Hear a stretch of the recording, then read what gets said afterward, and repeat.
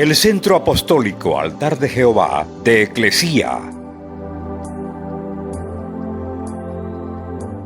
presenta lo mejor del trigo. Conduce Lourdes Bravo de Villar.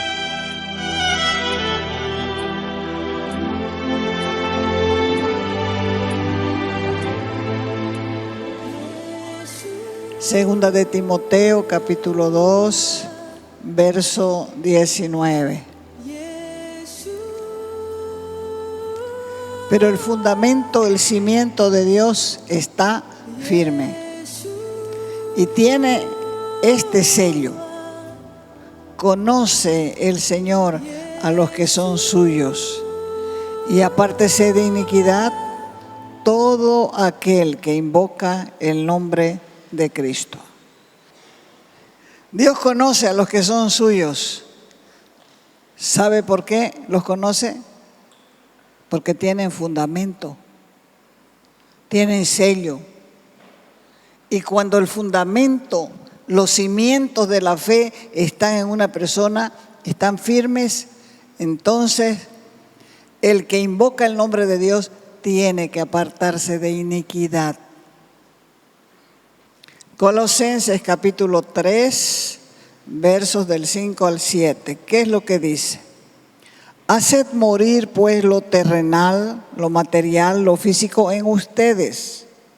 ¿Cuál es lo terrenal? Ahí qué dice: la fornicación, la impureza, las pasiones desordenadas, los malos deseos y la avaricia, que es idolatría.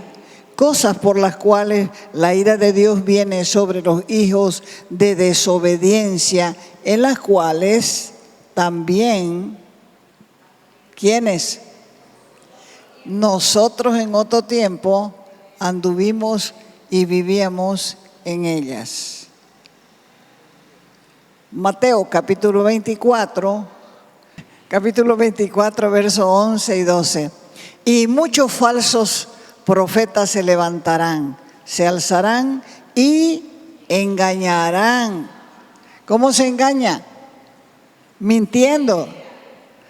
Engañarán, mentirán a muchos, y por haberse multiplicado, acrecentado la maldad, la perversidad, el amor de muchos se enfriará. El mundo tal como lo conocemos hoy va cada día en un declive mortal, porque la maldad, el abandono de la ley o de la voluntad de Dios es constante, y de acuerdo a los tiempos de Noé irá creciendo la maldad más y más. ¿Hasta cuándo? Hasta que Cristo venga. Entonces los que piensan que las cosas van a mejorar están equivocados. Este es un engaño. Y es también un engaño que se constituye en parte del ministerio de iniquidad. Y la iniquidad pues está al alcance de todos. Solo hay que abrir un poco los ojos para darse cuenta del avance de la iniquidad. Y nos asombramos con estas noticias. Pero antes había un proverbio que dice: lo poco espanta y lo mucho amansa. Hace años ya, en una región de España, en Extremadura, se enseñaba a los jóvenes a masturbarse. Y tenían un eslogan ahí: el placer está en tus manos. ¿Para qué? Para que ellos comiencen a masturbarse. Pero, ¿y ahora? ¿No se enseña eso en las escuelas? ¿No se quiere enseñar eso en las escuelas? Esto es de hace años. Pero ahora ya los padres dicen: uno les enseña en la casa a los hijos. Macana, los padres no son como los de antes. Los padres de antes educaban a sus hijos con una varita mágica que se llama disciplina, que paraba colgado el chicote, el cinturón, la varilla, ahí para cualquier rato enseñarle al muchacho. Ahora no. Ahora no es así. Y los medios de comunicación vomitan mensajes de iniquidad, tanto para los ojos como para los oídos, y los niños y no niños son víctimas de este flagelo de entretenimiento. ¿Ustedes creen que eso es solamente afuera, en el mundo? La iglesia también es atacada con iniquidad. Esto se ve en el crecimiento numérico por encima del crecimiento de santidad. Contados con la mano son los que están buscando la santidad y quieren conocer más de Dios. La gente se pasa estudiando métodos de crecimiento, inventando, adoptando modelos para mantener multitudes en cuatro paredes.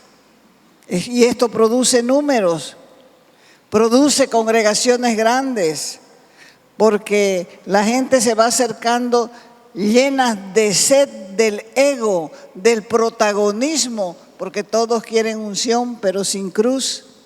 Y esto también es iniquidad. Sin cruz no hay nada. Mejor desde el principio sépanlo. Sin cruz no hay poder. Sin cruz no hay unción. Sin cruz no hay santidad.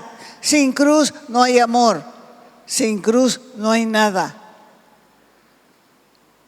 El crecimiento verdadero lo da Dios. Primera de Corintios, capítulo 3, versículos del 6 al 7. Primera de Corintios, capítulo 3, del verso 6 al 7, dice, estaba hablando el apóstol Pablo y dijo, yo planté, Apolo, era otro predicador, regó, pero el crecimiento, ¿quién lo da? Dios. Así que ni el que planta es algo, ni el que riega, sino Dios que da el crecimiento. Los modelos y las estrategias pueden dar crecimiento numérico, pero es una trampa creer que ese es el objetivo principal. El éxito también puede abrir nuevos horarios de reuniones. Hay reunión 1, reunión 2, reunión 3, reunión 4, reunión 5, reunión 6 el domingo. Pero así los cultos para que puedan haber 6 reuniones. Sin palabra, todos emocionados por la alabanza, todos cantando, todos supuestamente adorando. Y palabra, 0. Yo no estoy en contra, por si acaso, del crecimiento. No estoy en contra de ellos. Pero nosotros tenemos que asegurarnos, escúchenlo bien, que los que ganamos para Cristo se conviertan en discípulos. Porque Dios no nos ha mandado a hacer otra cosa que no sea discípulos. Vayan por todo el mundo predicando el evangelio a toda criatura. Háganlos discípulos. Enséñenles a guardar lo que yo les he enseñado a ustedes. Y bautícenlos en el nombre del Padre, del Hijo y del Espíritu Santo. Hechos capítulo 20, 27. Tenemos que ser como Pablo. No he rehuido, decía Pablo, de anunciarles todo el consejo de Dios. Hay que enseñar al pueblo todo el consejo de Dios, porque esa es la sana doctrina. Hay que enseñarles el temor de Dios. Y esto está por encima de toda membresía, porque el Señor es el que va a dar el crecimiento. Y lo que tenemos que enseñar a los discípulos es a que el primer lugar de sus vidas solamente sea para el Señor Jesucristo. Por lo general hay muchos asuntos que no se quieren predicar en los púlpitos. Por lo general. ¿Por qué? Porque hay temor de que las ovejas se incomoden y se vayan. Lo triste sería de verdad que el Señor de la iglesia se vaya porque no quieren predicar lo que Él dice. Pablo le enseñó a Timoteo a usar correctamente la palabra de Dios.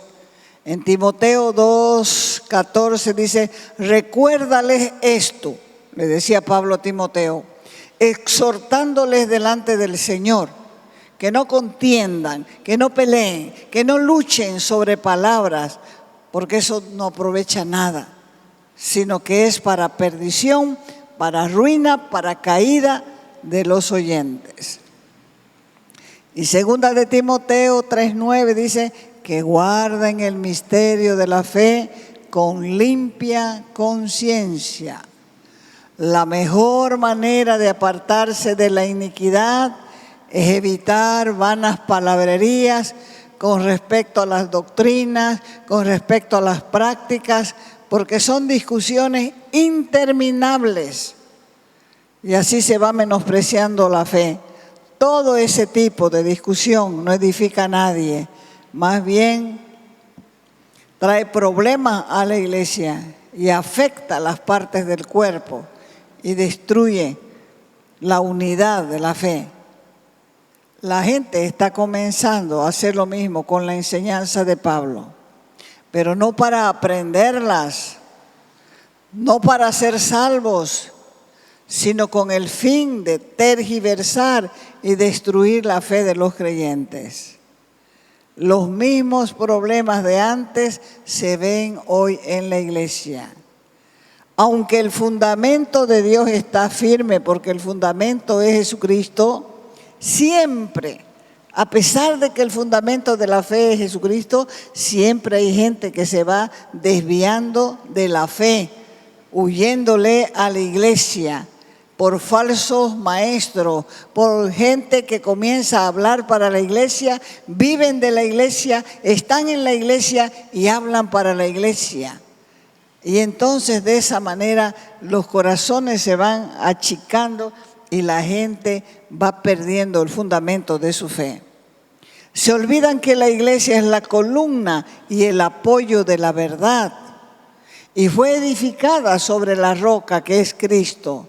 Y las puertas del infierno, dijo el Señor, que no iban a prevalecer contra ella, porque ha sido edificada sobre el fundamento de los apóstoles y profetas, siendo la principal piedra del ángulo Jesucristo mismo.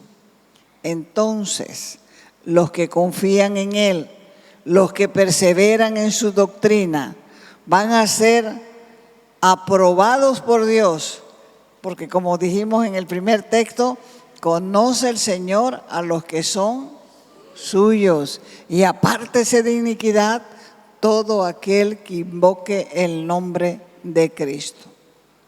Hay dos puntos que considerar: seguridad y pureza. El Señor conoce, aprueba a los que son suyos, y la seguridad es que Él nos da vida eterna.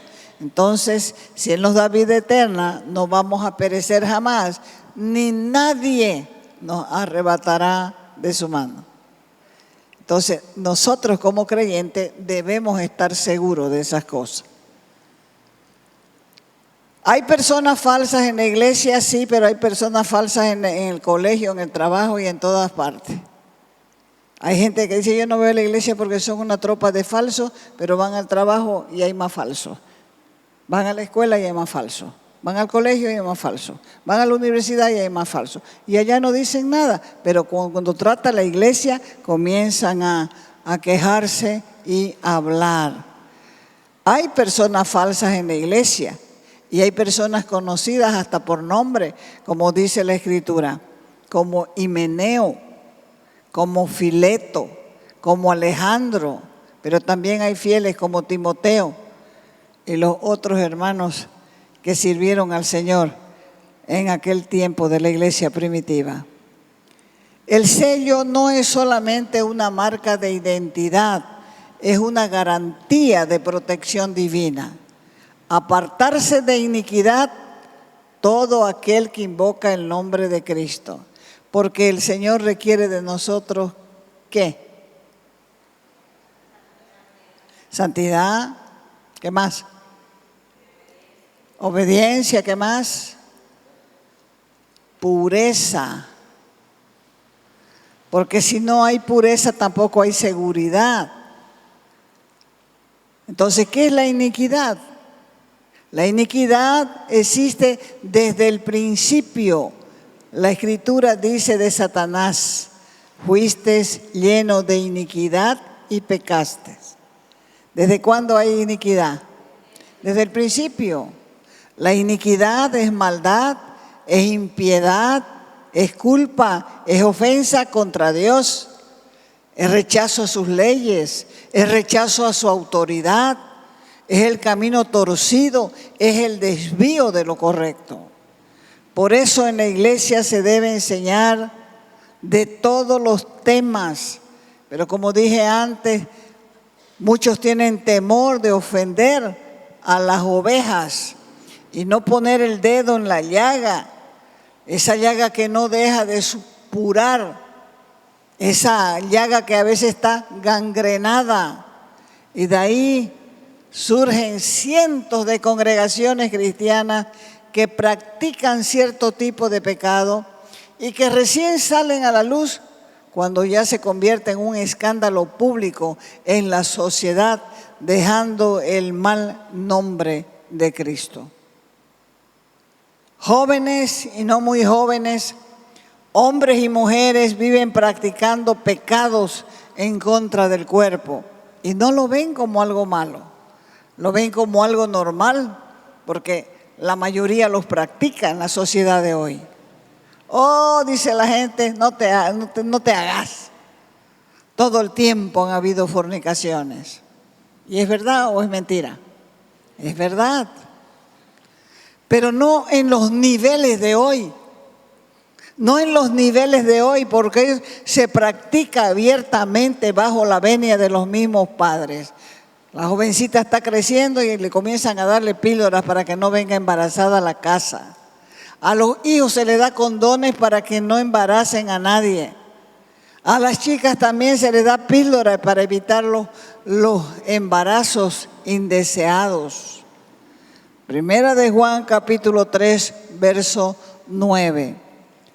Todo aquel, dice, que ha nacido de Dios no practica el pecado. No es una práctica en su vida. Porque la simiente de Dios, el núcleo, el principio de Dios permanece en él. Y no puede, no logra pecar porque es nacido de Dios. Si la Escritura dice esto, es un engaño llamarse hijo de Dios y seguir pecando. Es un engaño decir que eres hijo de Dios y el sábado irte a un motel y el domingo venir a la iglesia. Es un pecado. El que ama a Dios no puede hacerse el de la vista gorda, aunque algunos lo hacen, y aceptar este tipo de engaño aún en sus líderes. No se dan cuenta que se convierten en encubridores de iniquidad y Dios los llama cobardes, porque está escrito en Santiago 4:17, el que sabe hacer lo bueno y no lo hace comete pecado. ¿Una congregación así será agradable a Dios? ¿Cuánto tiempo tardará el Señor en retirar el candelero de ese lugar? Si no se confronta el pecado, no tardará Dios de sacar o de retirar el candelero de ese lugar. Apocalipsis, capítulo 2, verso 5.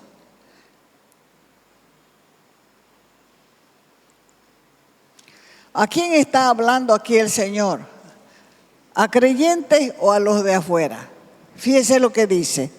Recuerda, por tanto, de dónde has caído. ¿Dónde estaba ese creyente? En las alturas, con el Señor, feliz de que sus pecados hubieran sido perdonados. Recuerda, por tanto, de dónde has caído. Y tenés que hacer algo. Arrepentite. Arrepentite y haz las primeras obras. Pues si no te arrepientes, pronto vendré a ti y voy a quitar tu candelero de su lugar. ¿Es un candelero con su vela o es un predicador o un pastor? De uno que predica. Recuerden ustedes que la Escritura dice del rey David que él era la lámpara de Israel. Y cuando aquel gigante, ya había envejecido David, y aquel gigante quiso matarlo, entonces creo que fue Abisai, su sobrino, el que mató al gigante, y ellos se juramentaron y dijeron, nunca más salga el rey a la guerra, ya, porque pueden apagar la lámpara de Israel. Estaba hablando del que tenía la visión de llevar adelante la nación de Israel. Si tu vida espiritual no está como al principio, hay que buscar qué pasó.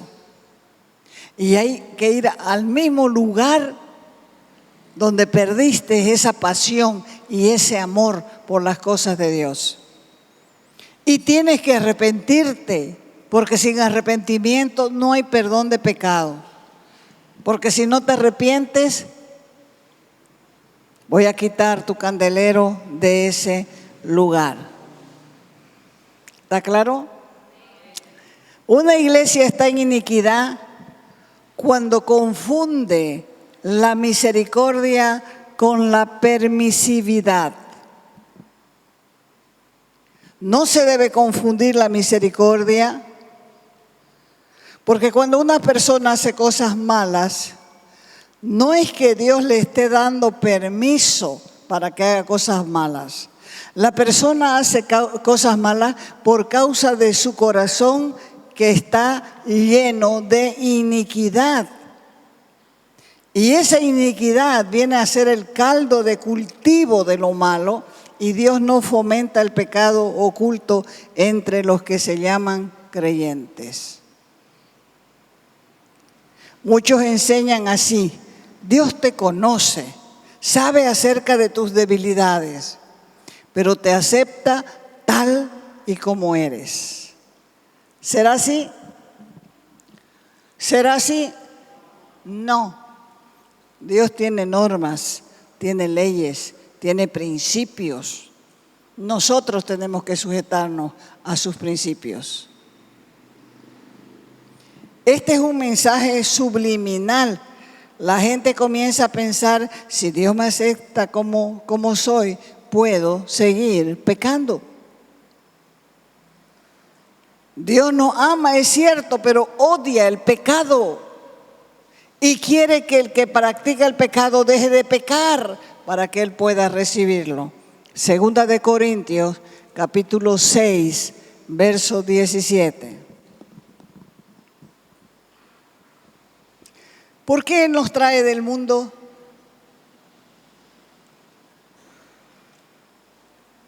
Porque nos está sacando de la contaminación, de la iniquidad. Por lo cual dice, salgan de en medio de ellos y apártense, dice el Señor, y no toquen lo inmundo, y yo, dice Él, lo recibiré. Y seré para ustedes por padre, y ustedes me serán hijos e hijas, dice el Señor Todopoderoso. El que no se aparta del mal para el Señor, no tiene parte con Él, aunque esté metido en la congregación. De la misma manera que los hijos de Dios no somos del mundo, aunque estemos en el mundo. La Biblia enseña que como parte del misterio de la iniquidad, se levantarán hombres inicuos, dice, disfrazados de piedad. ¿Dónde entonces se levantarán? ¿Afuera o adentro? Adentro. Somos nosotros los que tenemos que cuidarnos. Y van a introducirse en medio de los santos y van a transformar la libertad que tenemos en libertinaje, echando de esa manera por tierra el mensaje de Cristo y el poder de su obra redentiva. Y dice también que muchos le van a creer y seguir. Y eso está ocurriendo hoy en día. Hay un espíritu de engaño que se mueve con gran velocidad porque sabe que le queda poco tiempo. La finalidad con que se usan torcidamente estos términos, gracia y misericordia, es precisamente para promover actitudes y acciones de pecado entre los cristianos. Y entonces la gente llega a pensar que pueden seguir adelante con su iniquidad sin ser redarguidos por sus conciencias, y esto es transformar la gracia en libertinaje. Segunda de Timoteo, capítulo 2, verso 19. Ese es nuestro texto, no se olvide. Pero el fundamento, el cimiento de Dios está firme. Teniendo este sello, conoce el Señor a los que son suyos, y apártese de iniquidad todo aquel que invoque el nombre de Cristo. Ese sello de Dios muestra dos caras. Dios conoce a los que son suyos, puesto que Dios nos elige, Él nos conoce, nosotros le conocemos a Él, y Él dijo así: no me eligieron ustedes a mí, yo los elegí a ustedes. Y dijo también: mis ovejas conocen mi voz. Entonces el sello de Dios muestra dos caras, que Dios conoce los que son suyos, y la otra cara es: apártese de iniquidad. Esta es la responsabilidad de cada creyente, aprender a vivir correctamente. Y para aprender a vivir correctamente hay que apartarse de la iniquidad. Estas dos partes van juntas. Estas dos partes son inseparables. El creyente que Dios llama se aparta del pecado. Por eso es que sabemos que somos de Él, porque hay en nosotros un deseo de vivir rectamente. Nadie que persiste en vivir pecando puede llamarse cristiano. Porque lo que Dios sella debe apartarse del pecado. Sería ilógico que Dios nos salve y nos deje viviendo como querramos. El que es salvo demuestra un cambio de corazón y un cambio de mente. Dios al que rescata, santifica. Cada vez que el nuevo creyente peque, el Espíritu Santo le va a dar convicción y no lo dejará vivir en pecado. Si estás pecando y te sentís como un pez en el agua, realmente no te has convertido. Segunda de Corintios 13, verso 5 dice: examínense, ¿quiénes? Ustedes mismos, si están en la fe. Pruébense a ustedes mismos. ¿O no reconocen que Jesús está en ustedes? Porque si no, son desechados, son rechazados. Al examinarnos podemos encontrar si somos creyentes o no somos creyentes verdaderos. Pero sí podemos pedirle que Él actúe en nosotros, que nos dé un arrepentimiento verdadero. Pedirle a Dios que nos redarguya con la palabra, que nos ayude a vivir una vida de un verdadero creyente, que no nos deje dar ni un solo paso en el engaño, que nos ayude y nos dé alertas a nuestra conciencia para que seamos rápidos para arrepentirnos. Así que jóvenes y no muy jóvenes, hombres y mujeres,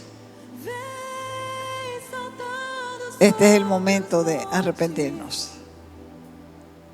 Este es el momento de huir de la iniquidad. Porque la iniquidad nos puede llevar a la pérdida del amor tan grande de Jesucristo. ¿Por qué? Porque Él nos ha llamado como creyentes a apartarnos de iniquidad.